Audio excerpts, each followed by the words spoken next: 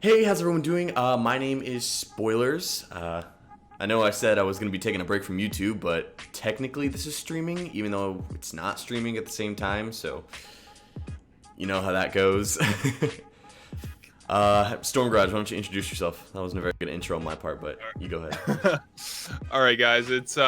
I'm Zach. I'm from the Storm Garage. I do kind of Miata stuff and other car-related stuff, and I found Spoilers through Hot Wheels Accelerator stuff and Highway 35 stuff. You know, crazy. That's what a lot of his stuff is on there, and just we wanted to come together and collaborate and do a podcast here and just talk about some car-related stuff and kind of just get into the actual car-related genre and just talk about everything involving current events for vehicles and different things like that, and just talk about our lives and our builds and just other automotive things in this podcast like this. Yeah, all that jazz, all that kind of stuff.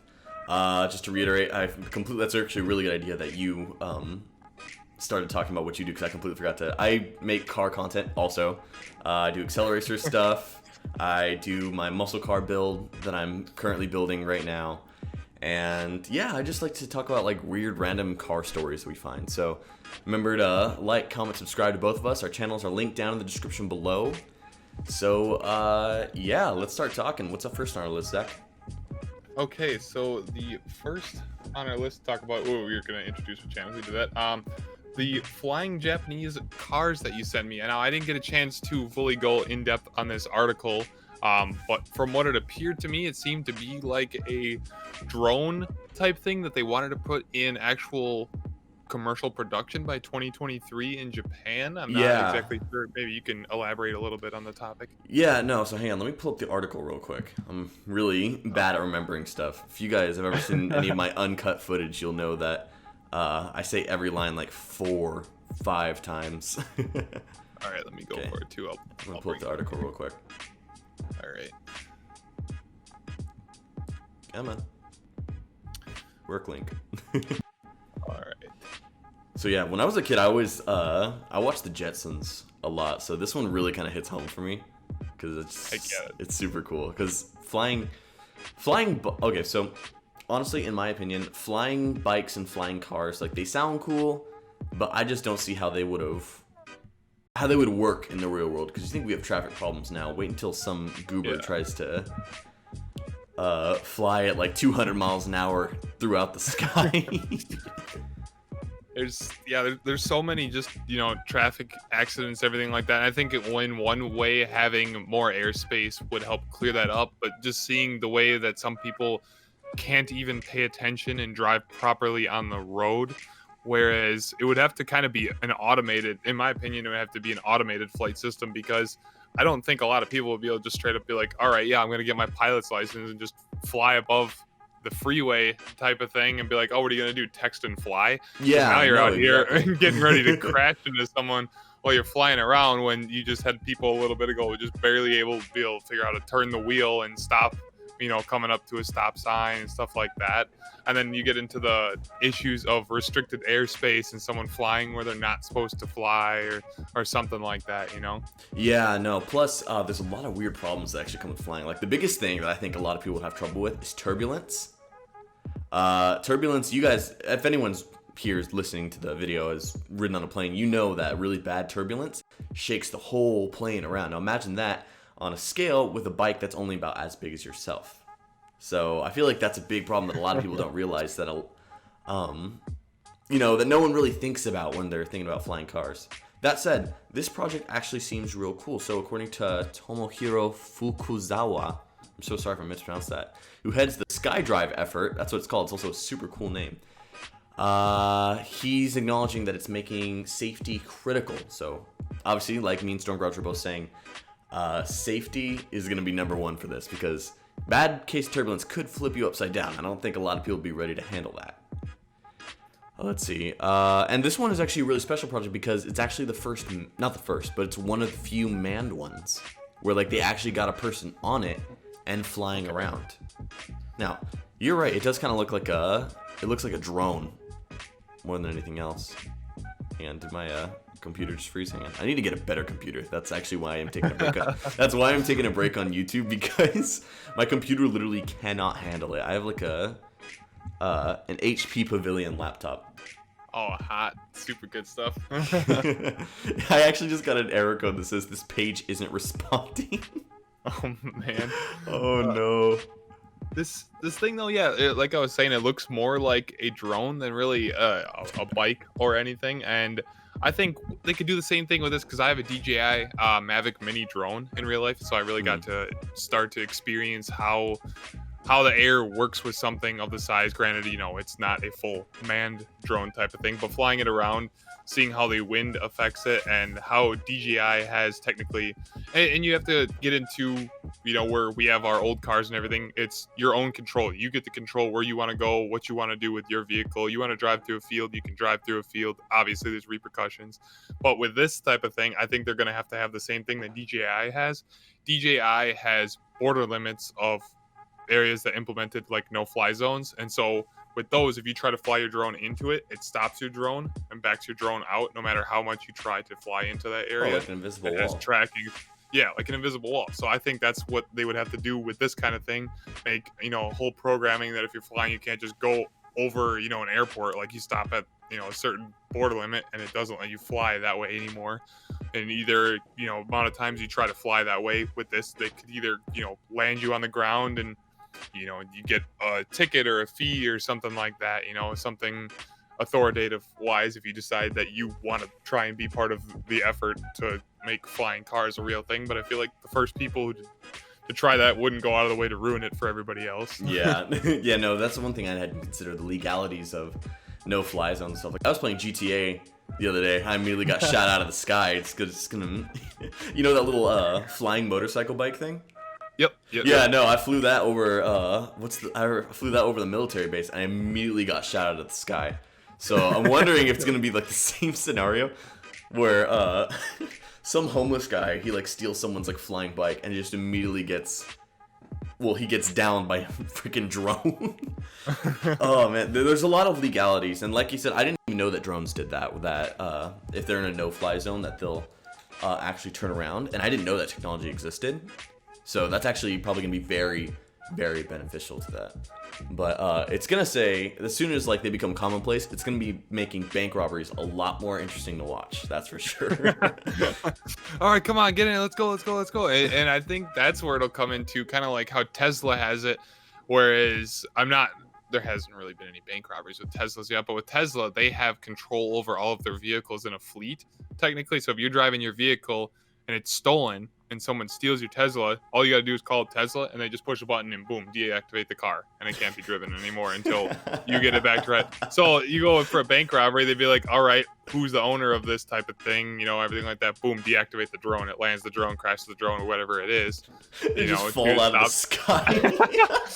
All right, this bank robbery's going down. Oh, Jerry, I clicked the wrong one. Just some Deborah on her way to work just dies. Oh no. Oh man. So yeah, there's a lot of planning. It's not going to be like driving a car at all. The maintenance, the laws, how you drive, it's going to be very completely different. It's probably it's never going to, in my personal opinion, I don't think it's ever going to be fully accessible to the public. You know what I mean? Like we've seen the public enough with cars and stuff, and that's just, you know, as fun as it would be to own it, I don't think it's a good idea for everyone to have that. But at the same time, I feel the government shouldn't have control over what I have. It's not your business, but for the safety of everything else. I feel like people crashing into home, like, they'd have to completely redesign, like, what would be no-fly zones. Like, think about it. Like, yeah, you have military bases and airports and stuff, but you also have, what's it called? What are those areas? Residential areas. That's what I'm thinking of. Yeah, residential areas are probably going to be no-fly zones. Don't even get me started. How are they? They'd have to be able to move both on land and in the air, because this is kind of ridiculous. How would you handle a flying car through a drive-through? What do you think that would be like? Well, I don't think you're gonna be able to just be like, roll up to McDonald's. I'd like a cheeseburger, please. Just drive around like that kind of stuff. I think it's gonna have to be the same as, I don't think it's going to be able to be used on public or straight up on public roadways. I think it'll be the same as having your own personal plane, that there'll be dedicated flight routes and paths in the skies specifically for it. I think it might be based on a subscription service or something like that, where you have to, obviously the, poor or communities aren't going to be able to afford that type of thing. And it might be, upper middle class to, high class to be able to afford one of these types of things. And the insurance would be insane. Oh yeah. That's going to be nuts. I mean, it's all dependent on how much safety testing they go through and the software that they make and everything like that, because they might be able to make it even safer than all the stuff that's out there right now, for planes. Because you just think if you have a regular plane, it doesn't necessarily have an anti-crash system or anything like that, and that could just fall out of the sky at any time and just blow up and you're dead. Whereas the drones, where if they're at a certain amount of battery or stuff like that, like they let you know if it doesn't think it can make it to a certain destination and things like that, it'll automatically land by itself. I didn't even know if that, you don't actually. if you don't try and land it, so that you don't just crash it. Yeah. When I read the article, though, what I expected is, you remember that show Hot Wheels Battle Force 5? Yes. You remember that guy Zoom, where he was on the bike that turned into a helicopter? I was expecting flying motorcycles to look like that. That would be so cool, actually. I want to say somebody actually made a bike that looked really I don't know what I'm talking about. Somebody. I just made a video about it. The Dodge Tomahawk. Have you ever seen my video about that? The Dodge Tomahawk. It looks really cool. It's got 4 wheels, which, unfortunately made it unable to be produced as a motorcycle because it was technically a car. Gotta love legalities. But if they were able to make something like that flipped open, like with helicopter blades in the wheels, I feel like that's how they could do it. Of course, this is a guy that can barely build an engine saying this, so I don't know. I don't know how feasible that is. I just know it'd look really, really cool. I love the Dodge Tomahawk. The Dodge Tomahawk, that would be such a great idea specifically for that bike to be remade. I loved the Dodge. Like, I didn't like motorcycles as a child, but I loved the Dodge Tomahawk. I loved it so much that I had written a whole children's story based on, it was just called the Dodge Tomahawk. And there was a bunch of characters. I had everything. It was kind of like Knight Rider. It was like Knight Rider, but with the Dodge Tomahawk. I wrote a whole story in it from 3rd grade to 5th grade. And my 5th grade teacher was it was so good for a children's book at the time. He took it and he was going to rewrite it and publish it for me. Are you serious? And turn it into a book where you're going to have to change it from Dodge Tomahawk to something else because copyright, legality reasons, everything.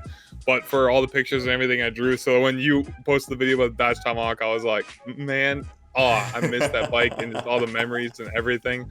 It was such an awesome, just everything with that bike. It was so cool for what it was. Yeah, no, it looks like the you remember Terminator Salvation? Yeah. You remember the bike drones? Yeah. As soon as I saw it, yes. As soon as I saw it, I was like, oh my gosh, it's a Terminator bike drone. And I really wish that they would make a proper recreation. Not those Chinese 100cc bikes. Not one of those. Those are... Oh, wow. Those are really, really ugly. Dude. Okay, but going back to that childhood story that you had, do you still have that somewhere? Please tell me you do. I don't. Or your mom or your dad might have a copy or something like that. That would be... I would love to read that. I'd have to go and look through. I do have a childhood bin of all my stuff and papers and from school, and it's probably in there. I haven't looked in it in 15 years, so I'm not sure if it still exists in there or not. I also got a whole hardcover book, like it was a do-it-yourself book, and rebuilt Highway 35, the first episode, Ring of Fire, in a book. Are you serious? I still have that. That's awesome. I never got into the Hot Wheels comics when I was a kid because, how old were you in 2003? 5. You were 5? Yeah, I was 3, so I barely even picked up my interest in Hot Wheels. I didn't get into World Race until 2005, I think. So I didn't have a chance to collect any of the toys of the comics or anything like that. Actually, I was 6. Sorry. Oh, okay, yeah. But yeah, no, I didn't have a chance to collect all the comics. So all the Highway 35 cars that I have, they're all from me as an adult being like, hey, I'm making adult money. I can buy whatever I want. So I immediately bought myself a Dior 2 and a quarter-mile coupe. Let's just go ahead and show off. Oh, yeah, your collection. Real quick. Yeah, and got all the I don't have all the cars in here or anything like that, but Yeah, I just only have got like 5. it's laid out kind of weird in the box. I was very. Oh, you got the very T-Bird? surprised about it. Here, show me the T-Bird. Show me the T-Bird. I love that one. I've been trying to find the one. The Scorchers Thunderbird? Yeah, the Scorchers, the red right. one. That one, yeah. Yeah. Oh, that's such a bad car. I love that one so much. This is one of the few in here that I've had since my childhood. It was one of the very first ones I got. Are you serious? It doesn't one. look like there's a scratch on it. It's held up so well. It was sitting in a bag with another 300 Hot Wheel cars just smashing around in there, and it has very little scratches on it. You're kidding. Wow. Yeah, and then I got, this was also childhood, the Red Baron and my Twin Mill, and yeah, I don't know what, I had the Corvette or Marquis Stingray, but Marquis Stingray, I was driving it on my sister's hair, and she was getting upset and yelling and everything, and my dad got angry and threw it out the window while we were going down the highway. Oh, So- no. I lost Marquis Stingray. No, you lost literally like the most sought after car. I know, and I'm like, now I'm looking back, I'm like, wow, that was a lot of money that just got tossed right out the window. That's easily $100 right there. Yeah. Oh my gosh. Wow, that is the most depressing childhood story. I thought mine was sad when I left my Power Rage at Applebee's. Oh man, that's still kind of depressing. Yeah, no, it really, I haven't gone to Applebee's since. I hate Applebee's. You hate Applebee's because of the Power Rage? Because they stole my Power Rage. I could walk in literally not even 2 seconds after I walked out. And Here you go. Here's a Power Rage. Thank you. I missed it so much. There you go. I still don't have it. I still don't get a new version because I'm not gonna pay like $30 for a Hot Wheel. I love the car. I got so but I don't love it that lucky much. for this one and got it for $5. Are you serious? $5? Oh yeah, Yeah. that Facebook Marketplace thing, huh? Yeah, I got a big bundle of cars. I got extremely lucky. I've had like 4 Power Rages in the past 6 months, but I haven't really been buying anything recently. But Yeah, no. Oh shoot, it's my alarm to wake up. It's 11 a.m. Come on, get up! Dang it. Yeah, no. Oh man, I mean, it was Hot Wheels that really got me interested in the cars. Are you kidding me? Is that custom or is that? Nope. That's It's original. official. Yeah, Oh it's my a German. gosh. It's a German official board, and you can't see it too well on camera, but the wheels when they spin, they light up. Yeah, no, I can't see that at all. Do you have another camera? Do you have your other camera recording you too? Or No, I don't. Aw. Come on. Oh no, It's I right, can see mate. it. I can see it. I can see it. Yeah, there you go. That's Ah, awesome. That is okay, super cool. I love that. Way overpriced skateboard, but I had to have one, so with me showing off my things. Yeah. Oh man, Hot Wheels was probably the biggest thing that got me into cars, especially Tarakatano's Roadrunner. Oh yeah. Yeah, that got me really into it so far. The only thing is, Oh, I wanted to. Okay, this is kind of embarrassing. When I first got my Skylark, I originally wanted to paint it like Taro's Roadrunner, even though the body That would've style. been- Yeah, but the body style is not the same at all. It's a muscle No, car, but yeah, exactly. You could have still done something and did one of the, did like number 36 on the car or like number 37 on the car because 36 is at 36. But you could have just Right. done something cool. That would have been really cool. I love the Scorcher's design on anything. It just looks no, really the good. Scorchers. I haven't. Every single one of the Scorchers cars look good to me. Like there's never been a car that I was kind of like about like all the other teams. Like I mean, I'm gonna get some hate for this. I don't like Pontiac Rages from Street Breed that much, even though it's a fan favorite. I don't like the paint job. I don't like it. It's something else, I love the Pontiac Rageous. I saw the concept video of it first before ever seeing it on Highway 35. Mhm. So I thought it was really cool. Oh yeah, no, it's in a the cool car. concept video and everything, and then I didn't really like how it had the eyeball flying on the side. I'm not a big fan of how that looks on the Yeah. Rageous. I like a lot of the other Street Breed cars. All the other cars, look I'm really not a big nice. fan I'm of the not Street Breed ones, to be honest. I don't like the Firebird and the Rageous. Those are probably Yeah. my least favorites. I do love 24/7 though. 24/7 and Oh. Slingshot are the good paint jobs from Street Breed for sure. 24/7 and Slingshot are very good. We're not even close to being on topic anymore. Not at all. You know what? No, this is great. We both did. Yeah, no, this is great. No, this is great. If we don't have time for the rest of the video, then we'll just do it in another podcast. Yeah, that's true. Exactly. And Yeah. I'd like to keep doing a bunch of these. This is fun, Yeah, no, this definitely. is actually really fun. We try to make this a bi-monthly thing, or something like that. Yeah. Maybe even more so. But I gotta say, the paint job that I didn't like the most had to go to what was it? What was that car called? I know it was on the Road Beasts cars. Hang on, let me look it up. Paint job or car itself or Just paint job. All the cars I think look pretty cool. I have all the Road Beasts. I have Motocross. Is this Motocross? That was it. This is the one I hate the most out of all the cars and the paint job. Like, it was just it was a bad idea for Road Beasts in general. I feel like it would have been better for Dune Rats. Dune Rats, yeah. Like it was just, I don't know why they picked it. Like, that was just. Can you imagine that? Horrible on tracks too. Can you imagine that thing going 300 miles an hour? Oh, like it literally it would take off into the sky. Like, that's not even a joke. Remember the Dodge Daytona? Yeah. The whole reason they made the Dodge Daytona was because the Charger was starting to take off when it was reaching speeds near 200 miles an hour. Can you imagine something that's got like 2 feet from undercarriage to floor? As soon as it reaches like 200 miles an hour, that thing it's gone. It's just gone. As well as the Super Duty, it just looked very basic, a very basic truck. And a Toyota RSC. So you're telling me a RAV4 is gonna go 300 miles an hour? That's exactly. None of the cars could make 300 miles an hour. Well, actually, no, that's a lie. I feel like Vulture, if any of them could make it, I feel like Vulture could reach it because Vulture's really low. It's got some. And I feel like Power Rocket. I don't know. Do you know which one Power Rocket is? Oh yeah. Power Rocket's a jet engine. I'm pretty sure. Power Rocket's just a scaled down version of a land speeder. Now, would it handle? Yeah. Absolutely not.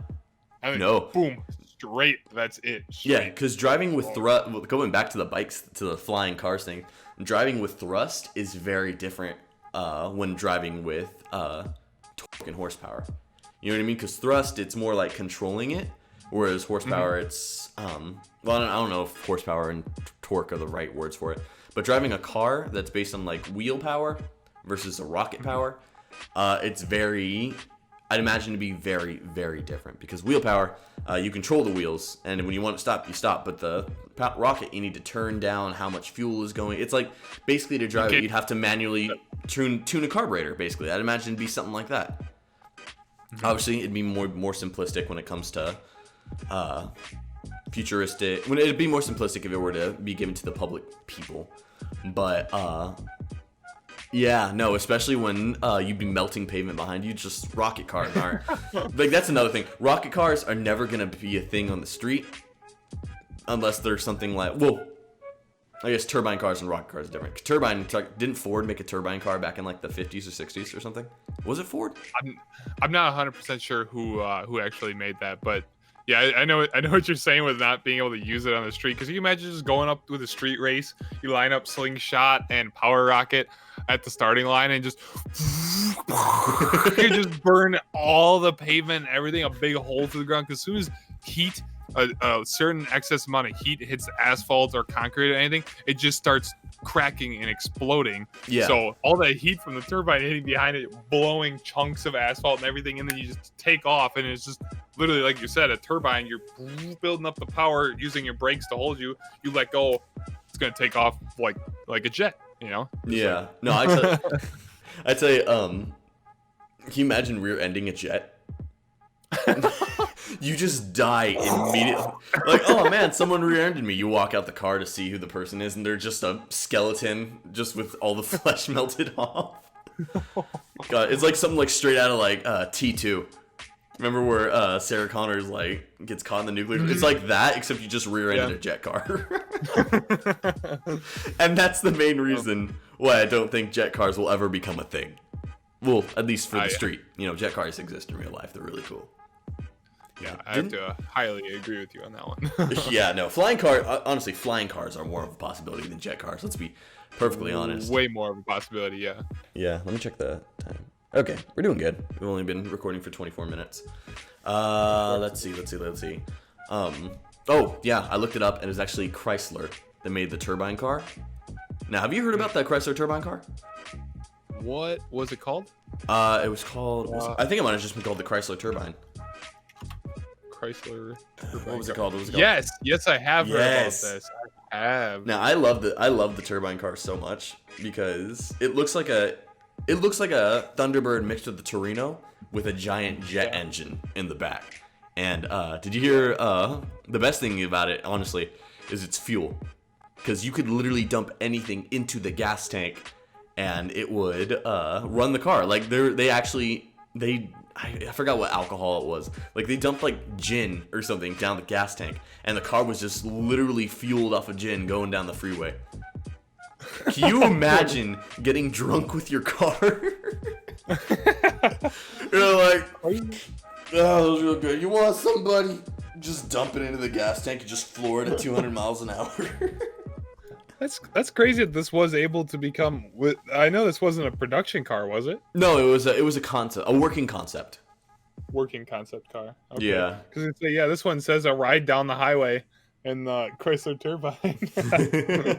Yeah, no. Oh man, I wouldn't be able to own that car, not because apparently it drove like a regular car. Like Ford got that technology down, but I would not be able to drive it because I'd inevitably break it because I would constantly be experimenting.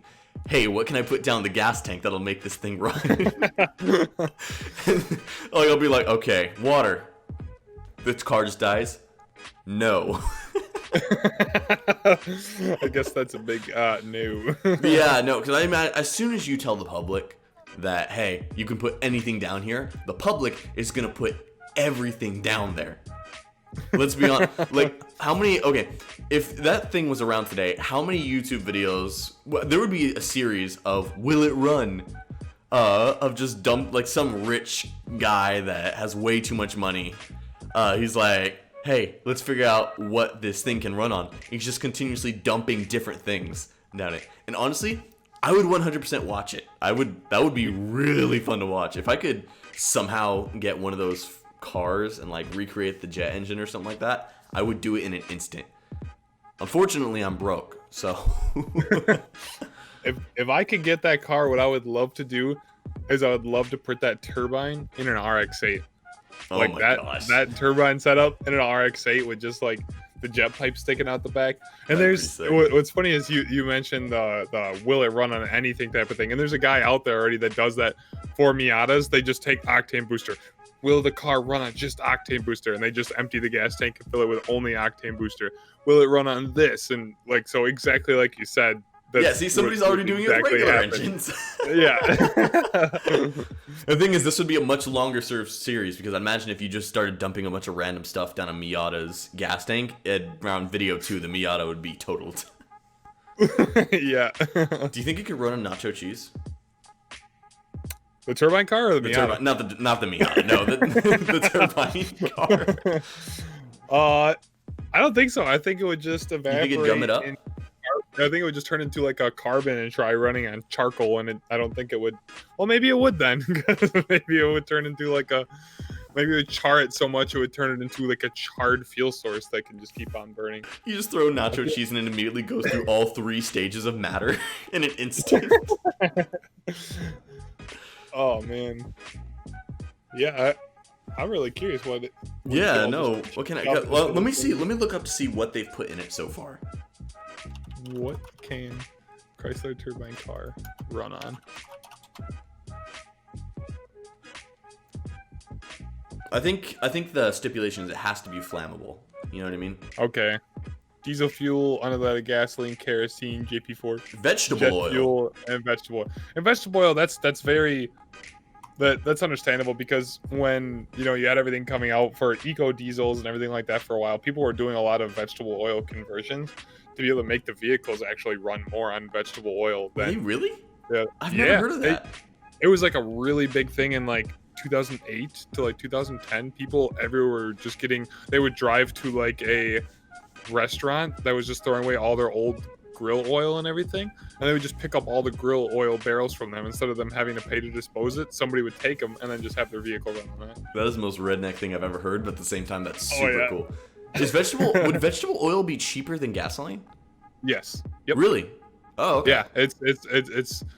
I'm not necessarily sure if it's cheaper to manufacture, but in the fact of stealing it from behind a restaurant. Yeah, the vehicle is running on the byproduct of it, and you can make these people were making their own vegetable oil as well, and making the whole process of buying all the stuff to make your own vegetable oil was cheaper than gasoline. Now I don't know if it is currently anymore, because when all that was happening was when gas prices here at least were $5-6. Now they're down to $2. I'm not sure what gas was Where do you live? you are. It's Wisconsin, so gas is only like $2 a gallon here right now. Yeah, no, oh man, this was like around 2008, right? When you were talking. Yeah, Okay, yeah, right. because I didn't even think about it at that time because I was only like 8 years old and I wasn't paying attention to that kind of thing.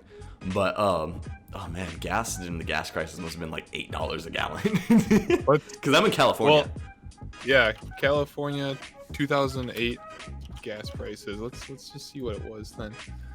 So, it says $4.05, which I highly doubt because it was 5 something here. Because what is it there right now? It's between $3 and $4. Okay. Maybe it was then. I'm not sure. Taxes also might have changed in the last decade or so. So it's not entirely unfeasible. California really only got annoying in the last 20 years or so. Highest gas prices in U.S. history. Let's see. None of these show like that it was. We also got to adjust for inflation because especially like the gas crisis in the 70s, they equaled to, I think they equaled like $4 or $5 a gallon or something like that in the 70s. Wow, in the 70s, yeah, it was really bad. I'm glad I didn't live through then. No wonder muscle cars died. I get like 10 miles a gallon in my Buick. I get 31 in the Miata. Oh my gosh! And we go the same speed too because my Buick is a lot weaker than I thought. For those of you guys that don't follow me on Discord, first of all, follow me on Discord. What are you doing? It's linked down in the description below. But I shared it with everyone. I did a quarter mile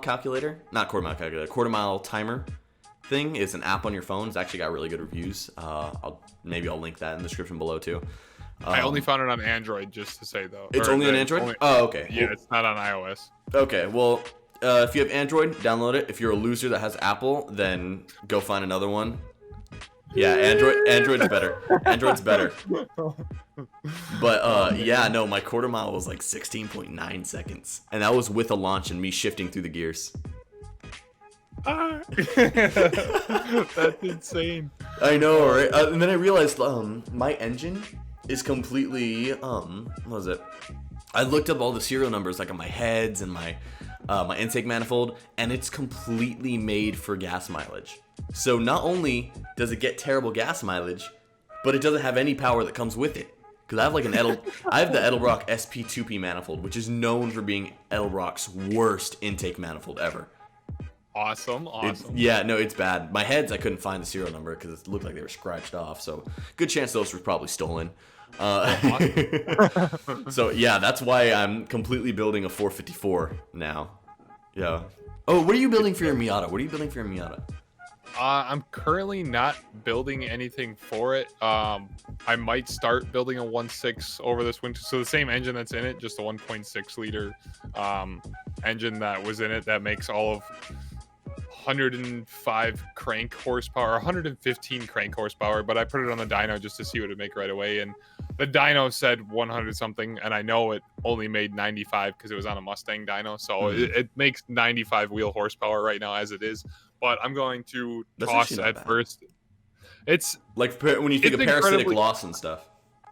Yeah, it's for going that way, going through the transmission and everything like that, like that's not too bad of a loss, but it's incredibly slow. It's incredibly slow, but it feels quick. Just going through the whole car just revs up and it's really peppy and spirited, and it feels like you're going fast, but you look down and you're not even doing 60 yet. Yeah, no, that's one So I'm excited to see how it goes with the nitrous when I get the nitrous on it. So don't blow it up. You're gonna be running like what, a 50 25 shot, somewhere around there? I'm gonna start with a 50 and slowly increase it up. Saying turboed versions of the 1.6 can take up to 220 horse before you got to get really good at tuning, or 200 horse before you got to get really good at tuning, and you can go from 200 to 250 with really, really good tuning and not blow up your engine. So where I'm at 95 wheel horse, going to 50 shot will only put me at 145 wheel horsepower. So I'm gonna slowly increase it from there. Start at 50 shot and go to 75. I probably want to stay at 75, but I'll probably be like, I want more power, and go to 100 and blow up my engine. And when I blow it up, then I'll go ahead and build another engine for nitrous as well to hopefully be able to throw 150 shot of nitrous at a Miata engine. 350 swap it. Does. 350. No 350. I'm not putting a 350 in it. Oh man, yeah, no. See, that's what I like about those old American big blocks. Like for those of you who don't know, which also follow me on the Discord, I talked about it there too. But I bought myself a old 454. Now those 454s, like the ones from the 70s, which is what I got, came out of like a truck. 54 with the foot on the floor. Yeah, exactly. Oh man, and we're gonna be wrapped right back around to accelerators. Kazzer. Oh, but yeah, no, the 454, they're really good engines because they can take like whatever you throw at them. You know what I mean?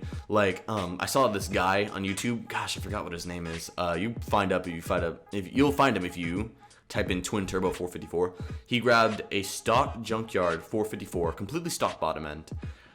He grabbed 2 eBay turbos, GT45. In fact, I'm actually following this build for him. And on internals with just a camshaft upgrade, some extra ring gap for boost, and some better heads and an intake manifold, he was pushing 1,000 horsepower. Now, obviously, I wouldn't want to be standing next to that engine when it's making 1,000 horsepower. Like, the build for the twin turbo build that I'm doing, I'm gonna be shooting for around 600 horsepower because the turbos are rated for around 600 horsepower a piece. And if I do a twin turbo setup, then it's gonna be a little bit stronger because it's not as much stress in the turbo. So are they small turbos? The GT45s are T4 turbos. T4 turbos. Okay. They're moderate, medium sized. Okay, because I don't know. Do you know what millimeter the inlet and outlet and stuff like that is? Or... No. I need to get some measurements. Okay. I'm just following because the GT45s, they're really cheap turbos, but people have been going nuts about them recently. Like some people have claimed I made 100,000 miles with this cheap eBay turbo. 100,000 miles with a lot of horsepower. Like apparently it's one of the you know how China will randomly have a really really good car part.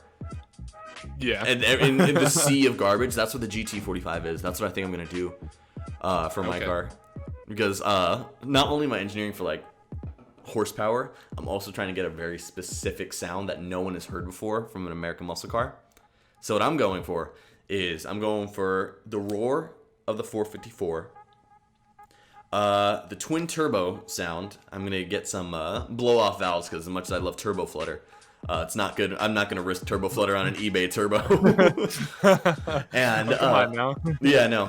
I'm also going to be doing, if I have the budget for it, I'm going to be going for an anti-lag system. Rev it up, get the gunfire, and then, yeah, no, exactly. And then I'm going to go for a straight cut gearbox. Okay. So I'm going to try to go for the most unique sound I can possibly get from a 454. Because if you've ever seen my videos, and this goes to you guys out in the audience too. You guys know that I like to stand out. I didn't get a muscle car. I like to be the only person doing one thing. You know what I mean? There you go. Exactly. So, that may not always be a good thing. Let's be honest. I'm probably the only person on YouTube doing a single wheel burnout right now. Gosh, I need to get a posse. But, yeah, no, what was that? Weld it. No, I'm not gonna. It's a GM 8.2. They're super weak differentials. I'm trying to build a new one. I'm building an 8.5 instead. Okay. But yeah, no, I'm looking for. I've looked all over YouTube. I haven't found a single person that has that kind of sound. So I feel like, it's gonna be a very unique car, and I feel like people will really enjoy that when it finally is done. So going to straight cut gears, what do you mean by that? Straight cut transmission? Transmission, not differential. Differential straight cuts would be so annoying. Yeah, no, I mean transmission. What does what does that do? What exactly? I'm not sure what that does. Okay, so besides so it does one of two things. The first one, let's go for the function. It has a lot less actual load on your transmission, so it doesn't heat up as much. It's more efficient. Horsepower goes through a little bit more easily, so you get a little bit more horsepower, a little bit more torque, a lot less in parasitic loss. It's a little bit of a rougher ride though, because instead of the helical gears in a transmission, you know what I'm talking about, right? So they're helical, so they blend in pretty easily. These ones are like straight, so they just jump in immediately. So it's a little bit rougher. It's a rougher of a ride, but you get a little quicker. And is there still synchros? What was that? Is there still synchros? Yeah. Everything else is this. I'm pretty sure. I don't know. I'd have to double check on the synchros. Everything else is pretty much the same as a regular transmission. It's just the gears are different. And the thing is, you can actually mix them with helical gears. So what I would do for mine is for the straight cut gears, first and second, that would have the straight cut ones, because if I'm drag racing, that's the only ones I'm really going to be using. And then third and fourth, which I'm going to be getting an overdrive unit for a TH400. I'm going to have those regular gears. That way, if I'm driving on the freeway, I'm not hearing a super high pitch whee the whole time. Because honestly, here, I want you to I'm going to send you a video real quick. So straight cut gears, they basically make your car sound like a Dodge Demon. You know what I mean by the supercharger of a Dodge Demon? Yeah. Yeah, no, they sound like that. Let me copy that link. I'm gonna send it through my phone.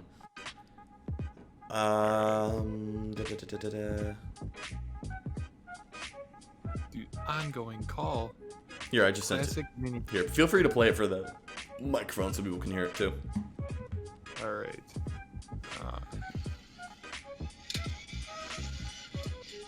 That high pitch sounds like the transmission. Like a supercharger. It sounds like a supercharger, right? Now, it sounds really cool though, doesn't it? That's wild that just the gears can make it sound. That's insane. Yeah, no, I've always. Mini? Yeah, that's on a Mini Cooper. Yeah, no, but people are saying like, yeah, it can be really loud, but I'm running straight pipes anyway, so I don't think loudness is a problem. My car is a noise machine. I don't think I've ever shown on YouTube the speakers in the back of my car. Big speakers. I have two huge speakers in my trunk. I have because the guy before me, or it was the guy before him or something like that, he was trying to turn it into like a car show kind of car, where you get the whole trunk rumbling, that kind of thing. And originally I was actually going to take him out for the sake of speed, but then I realized at the drag strip, a popular thing is putting sandbags in your trunk. You heard of that, right? A popular thing is putting sandbags in your truck so you have a little bit more traction on your rear wheels. But I realized, why put sandbags in my trunk when I can just put the speakers I already have there? Because it's not light. It's probably like 70 pounds. It's 2 foot wide subwoofers. So it gets the whole car rattling. But I figured, why would I put in sandbags if I can just put the rear speakers back there? You know what I mean? At least I get a function out of it. And it makes the car a little heavier, but it's so worth it. Especially because what a lot of people don't realize is the Hot Wheels songs. I listen to the Hot Wheels songs when I'm driving my Buick because I'm that kind of guy. I love to, yeah. It's so corny. I'm living out all my movie fantasies. But yeah, no, those songs have a ton of bass in them. I didn't realize until, especially, oh man, what's that song? Accelerate. You know that one? That one is heavy, and when it's on subwoofers, it rattles the entire car. And it's probably one of my favorite songs to play on there. It's so good on those speakers. But speakers in the car are probably the one thing that isn't necessary for a racing vehicle, but I'm always gonna have a good fat set of speakers in the back of my car for sure. I love you got it. Especially we drive our cars so much more than I feel like at least you and I do. A lot of people out there, they build their cars to, as a race car and everything, and then they don't drive the car all the time. They make it so modded that it's not able to be driven all the time anymore. And I just went ahead and I did the same thing that you did. I put subwoofer, a subwoofer in the Miata, and I just made it a quick disconnect so I can just pull 2 wires apart from it and just pull it out really quick and then throw it off to the side, and then weight reduction. That's how mine is at too. The track, you could just pull it apart and then boom, it's out of the vehicle, and then you can just put it back in for when you're cruising the streets, because our cars are so slow already that we're not going to win against anything, so it doesn't really matter. Just keep adding weight to it. It's whatever already. Yeah, no, especially when I do put my new engine in, I'm going to be making so much horsepower that it doesn't even matter. Because even I didn't realize how much in for a jump I'm in for, because I thought I was making probably around 250 horsepower at the wheels, around that, because that was what the stock Buick made at the wheels. But the fact that I'm only making 150 at the wheels or something like that, jumping from 150 to around 500 horsepower is going to be a heck of a difference. I'm going to have to be very careful when I'm first trying that car out. Yeah, it's gonna be nuts because I went from I had a 400 wheel horsepower Mitsubishi Eclipse, and that thing was insane with it being front wheel drive. When it hit boost, it was just torque steered and it just hard pulled. Oh yeah, because the front wheel drive, huh? Yeah, it just had so much. It just had so much front power that I was like, it scared the absolute crap out of me, and I had to sell the car because it was just like, dude, this is gonna kill me. Yeah, like first off, it's gonna kill me. Second off, there's just too many issues with a really, really high horsepower vehicle. Everything shakes, rattles, it doesn't idle right, this and that and this, and you always got to tune your car.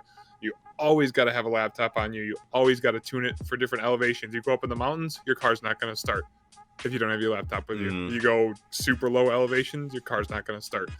It's the fun of when you start getting a high horsepower, all the compression, all the oxygen and everything that changes. You got to have the oxygen in your spark just right for your car to run properly where you had it before. Yeah, no, exactly. That's why probably I'm thinking of going. Have you ever seen those Holley fuel injection carbs, the Holley snipers? Yep. Yeah, that's why I think I'm going to be doing that, because that thing, it's supposed to automatically tune for elevation and all that kind of stuff. And I know it's going to be $1,000 expense, but I feel like it's one of those expenses that are super worth it. My friend has one on his Bronco, and he took it. He drove out to Tennessee with all the mountains, and it did self-tune everything out of the fuel where it needed to, going up and down the mountains. He had the AFR gauge in there, and it all just tuned itself. It was very well worth. I think the one for his truck, it was $1,300. I don't know if it varies per vehicle, I'm assuming. But yeah, he said it was worth every penny. Well, it improves fuel mileage too, doesn't it? Yep. Yeah, no, that'll be really crucial in my car. Because I want to say something like a 600. I read somewhere that a 600 horsepower V8 will spend get roughly 6 miles a gallon. Something like that. So any horsepower, I'm gonna have to have an extra 8.5 differential just to swap in with higher rear. I always forget, shorter, taller, whatever. With a 211 rear end gear set, just so I can actually drive it around town. Oh man, do burnouts at every stoplight. Yeah, no, seriously. But the Holley Sniper, I feel like that'll be good, especially going with a turbocharged kind of setup. Because I could go through a blow through carburetor, and that works, but it's not going to adjust for elevation. And I'm not good at carburetor tuning. I'm really bad at it. I'm trying to get better, but I'm not that good at it. So I feel like the Holley Sniper would probably be the best thing to go for. It's more expensive, but it'll save me money in the long run for sure. Yeah, definitely. Yeah. It's I don't know a lick about carbureted stuff, so that's electronics my thing, my bag. I know how to electronically set ignition timing, fuel maps, things like that I've been learning. I tune my car by smell. Yeah, there you go. I tune my car by smell. That sounds like a joke. That's literally what you're supposed to do when you're inexperienced is tuning a carburetor. If you hear it doing engine ping, you're too lean. If you can smell it like crazy, you're too rich. That's how you. Okay, boomer. Yeah, seriously. I'm younger than you. What are you talking about? Oh, just for carburetor. Yeah, no, carburetors are a pain in the butt, but they're really easy. The good thing about those old cars is that they're super easy to swap in and out. You know what I mean? Honestly, I've done a carburetor swap so many times that I could probably do it in my sleep at this point. The first time I did a carburetor swap, I'll link that video down below too. Gosh, I'm not gonna remember what to link. You guys in the comments, you need to tell me what to link. I'm gonna forget. But my first Hot Rodders video, my Hot Rodder series, not a super popular series, but I do it because I like to show myself working on my car. Which, by the way, Hot Rodder series, I'm not teaching you how to do stuff. You guys are watching me make mistakes so you don't have to. So, exactly. There you go. But yeah, no, the carburetor job took me 5 hours because I didn't have anybody teaching me. I had YouTube and that was about it. But now I could probably swap a carburetor in 15 minutes. Carburetors are super easy to swap. But same with intake manifold. Intake manifold took me a week to do. But I've done it. Yeah, no, you've worked on cars before though. Do you remember when you first started working on them, how much more confusing it was than it is now? 110%, on every single thing. Last year was the first year that I ever really truly went in and did anything with the cars, the first big thing was my first timing belt, and then transmission, and then everything just spiraled out of control from there. And then like that intake manifold, it's that was the first. It was a journey at first. It was like, you know, for mine, my fuel rail's trapped behind the intake manifold, and it's all got to come out as one, and it's just a big mess. And at first you're like, what the heck? And then once you know what tools and what sockets you have to have in the right lengths and orders and what size, you can just lay it all out, and then just bada bing, bada boom, it's done. It's a lot easier. Yeah, no, exactly. I remember I had to do every single job that I've done on my car. I always get it wrong the first time.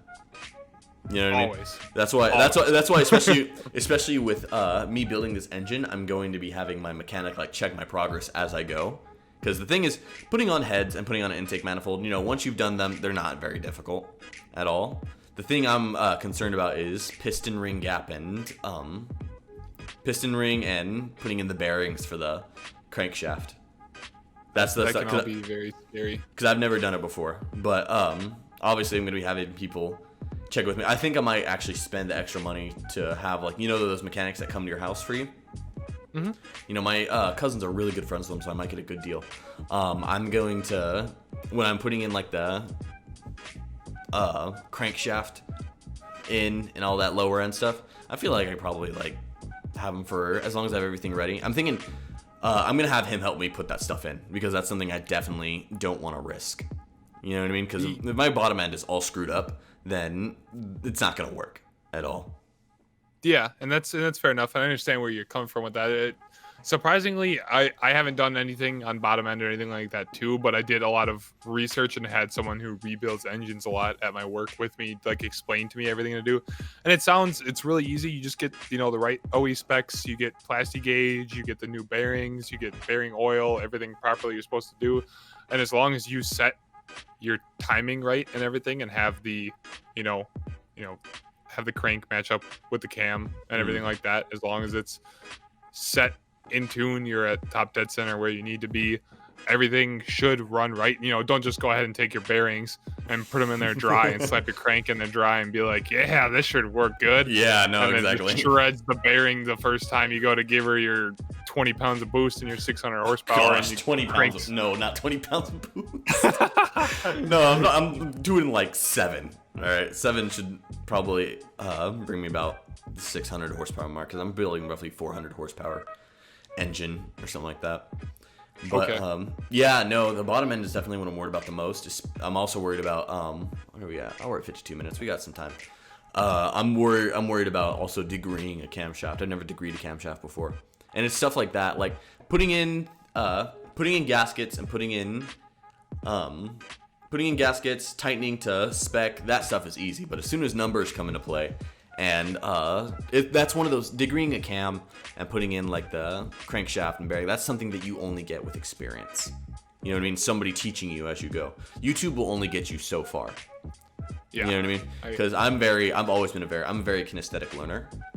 So I always had trouble in school, because I always had to have teachers like actually walk me through it bit by bit, because it didn't work if you told me that this worked like this. I had to know why it worked, and a lot of teachers just couldn't give me that answer. But mechanics are a lot better with that kind of stuff, is what I'm learning. Mm-hmm. So yeah, no, for definitely when I'm actually building the bottom end, I'm going to for sure get a mechanic's help. Piston rings. I don't think I'm even gonna do, honestly, because piston ring gapping is supposed to be a pain in the butt, and I don't want to scratch the cylinder wall or the piston or anything like that. So I'm gonna actually get those gapped, because gapping for turbo is different from gapping for naturally aspirated. So I gotta be very careful with that. And you know, it's gonna be more expensive, but it's worth it for me. You know what I mean? So yeah, you could go ahead and just, you know, when like you were saying before, you know, pay someone for that and go ahead, or what you could do, depending on how long you want your car to be down, you could pull the engine you have out now and practice your rebuilding on the engine that you have out now. And if you mess it up, it's not as detrimental as if you were to mess up the 454, because I know that you were talking about you wanted to rebuild the engine that's in there now before you decide to sell it or get rid of it or anything. Well, just make sure it's in good running shape, basically. That way. Okay. I Yeah. gotcha. If it runs when I'm taking it out of it and there's no leaks anywhere, then I'm not touching that thing. I'm cleaning it up and saying, hey, look, here's an engine. Somebody buy it, please. Or I've always wanted to buy myself a 32 coupe. Ooh. Yeah, and those are actually really popular in California. Okay. There's a lot of old 30s and 20s coupes everywhere. So if I wanted to build a hot rod with my old motor, then I totally could. There you go. Build a quarter Yeah. coupe. Yeah, no, exactly. I want to build quarter mile coupe. The only problem is, do you have quarter mile coupe? Yeah, I do have quarter mile coupe. Yeah, here, pull it down. I want to show you something that doesn't make sense on it. It's a double movie pack, but yeah. All right, here. Can you show it to the camera real quick? All right, so that's quarter mile coupe. You see the exhaust? How are you supposed to get in and out of that car? Weld the door shut and you hop in and out of the window, and that is what happened. There is no. You can't open those doors, right?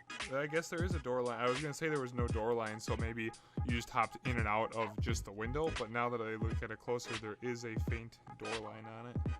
Yeah, no. I think what you'd have to do is you have to turn it into a sort of hatchback and crawl in through the back. Yeah, there's no. That's the only feasible way, I think, because even if you jump in and out, there's a huge, and especially because that's practically open headers, there's a huge chance that if you land on that, you're either going to dent the exhaust or you're going to burn yourself.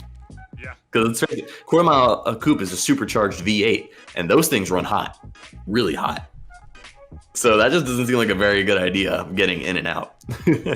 No, I have to highly agree with you because, yeah, regardless, like, even if you had to get in and out of the window, because, like, okay, you get in it, well, it's cold, all wonderful and stuff. And then you're like, all right, now I'm stopped at my destination, and now I have to get out and try and climb over this molten lava exhaust without killing myself. This isn't going to work very well. You have to build, like, a step ladder, like, to put in your passenger seat to stick out and goes out past the exhaust and climb out and, like, back out and down the ladder and everything. Yeah, exactly. Oh, man. Okay, so I think that's actually all we got time for. Yeah, we're at 57 minutes. All right, so you wanna start with the outro? Sure. And say whatever you want. Talk about your channel if you want. Yeah, so it's just, I think we're gonna do this, more often. You want to do this like once a month type of thing, or once a month, maybe twice a month, something like that. Okay. So yeah, we could just keep doing that. Spoilers on his channel. He's got his Hot Rodder series, doing everything with his Skylark, and just any random automotive videos that he decides to slap out there. We can talk about the really weird stories. Those are fun. I love the Army, the Camaro, whatever that was. Yes, the War Camaro. That was fun. The War Camaro. That was my favorite one. But yeah, he's got a lot of awesome videos like that out there. And then on my channel, I'm focused more on, I do automotive unboxings for subscription boxes. I got a petrol box coming up and a different box that's coming on the way that I don't want to give away yet or say anything about it because it's a new box, but it's pretty cool. Partnered with the company, so they're going to be sending me out free boxes for that. Then going, like I said, yeah, just everything with the Miata build, the track build, and I'll have actual videos of me racing on the track and doing different things like that. And podcasts, and I do like a Racer Nice series where I just compare different people's. Currently it's just Miatas at the moment because people really liked that, so I just did that, but I'll eventually transition into other ones, and as well as gonna do like an automotive meme type of thing, kind of like where I say, ooh, that'd be fun, with my girlfriend reviewing automotive memes off of Reddit. So that's kind of what we got going on there. And then I also, same as Spoilers does, I have my whole page built for Miata and automotive memes on Facebook and Instagram. That's where I have way more followers and people on that stuff than I do on YouTube.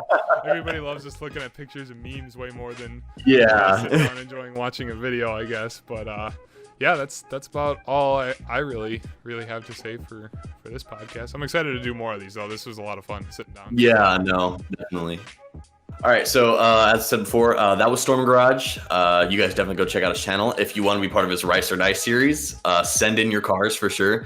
His videos are hilarious. Definitely check them out. They're really good. As I said before, I'm Spoilers. I do accelerators. I do real cars. I do random car stories. If you have any of those car stories, comment them down below. And if you want to decide what's the next subject that we talk about for our next podcast, go check out my Patreon down the link below. Patrons basically get special, what's it called? What am I talking about? Special perks. Perks. And Yes, Patreons get special perks such as choosing what the next cars will be, what the next videos will be, all that kind of stuff. So if you want some more control of the channel, you really want a topic that you want talked about to be shown, tell us down below. So I think that's about it, right? Yeah, I think so. Yeah. For today. Yeah, so I hope you guys have a great day. Peace.